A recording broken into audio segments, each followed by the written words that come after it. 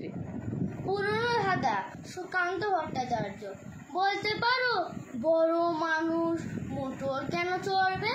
গরিব কেন সেই মোটরের তলায় চাপা পড়বে?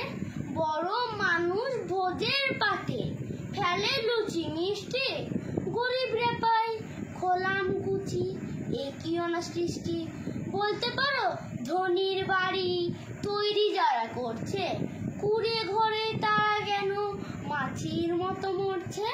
ধনির মেয়ে দামি পুতুল, হরেক রকম খেলনা, গরিব মেয়ে পায় না আদর, সবার কাছে ফেলনা।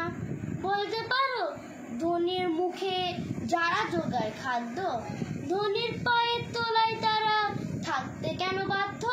হিং তিং ছট প্রশ্ন এসব মাথার মধ্যে কামড়ায়, বড় লোকের ঢাক তৈরি, গরিব লোকের চামড়ায়।